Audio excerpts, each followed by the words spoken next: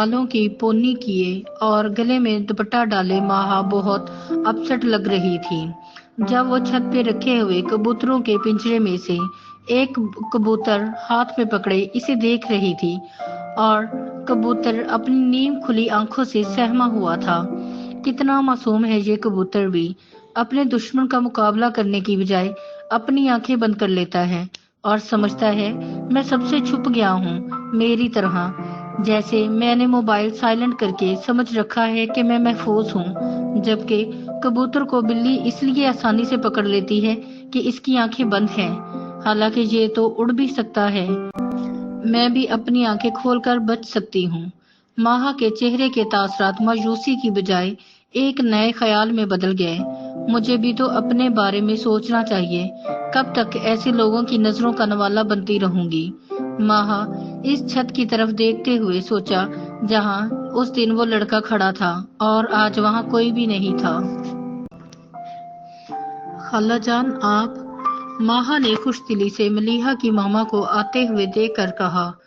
ماہا ٹھیک ہو نا؟ خالہ نے محبت بھرے لہجے میں پوچھا۔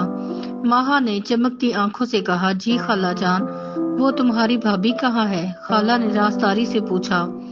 ماہا نے بھی رازداری سے ہی جواب دیتے ہوئے بتایا وہ اپنے کمرے میں ہے، وہ بیٹا ملیحہ تم سے ملنا چاہتی تھی، بہت دل کر رہا تھا اس کا، اب میں آئمہ کو کسی بہانے سے لے جاتی ہوں باہر، پھر تم اور ملیحہ بیٹھ جانا، کوئی دل کی بات کر لو گی تم اس سے، خالہ نے دکھ بھرے لہجے میں کہا۔ جی خالہ جان، میرا بھی دل کر رہا تھا اس سے ملنے کو، ماہا نے پلک جھپکے بغیر کہا تو خالہ نے کہا ہاں بیٹا میں سب سمجھتی ہوں، جانتی ہوں، لیکن کیا کروں، تم شادی کے لیے نہیں مان رہی اور آئمہ کو تو ویسے ہی خدا کا خوف ختم ہو گیا ہے۔ اتنے میں بچے کی رونے کی آواز سے آئمہ بھی کمرے سے باہر آ گئی۔ خالہ نے فوراً کہا آئمہ میں تمہارے پاس ہی آئی تھی، ذرا مارکیٹ جانا تھا، ملیحہ نے کچھ چیزیں منگوانی ہیں، وہ کہہ رہی تھی کہ آپ بھابھی کو ساتھ لے جانا، ان کی چوائس بہت اچھی ہے۔ آئمہ فوراً شوخی والے انداز سے ہائے سچی خالہ؟ ہاں آئمہ اچھی خاصی تو سمجھدار ہو تم، اب مجھے کیا پتا نئے دور کی نئی نئی چیزوں کا۔ خالہ نے پھر آئمہ کی تعریف کی۔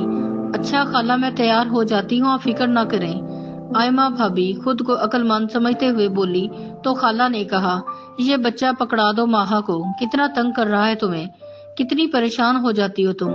خالہ نے فکر ظاہر کرتے ہوئے کہا جی خالہ جی اس کی تو موجیں ہیں، کوئی فکر ہی نہیں اسے، آئمہ نے بچہ ماہا کو پکڑاتے ہوئے کہا۔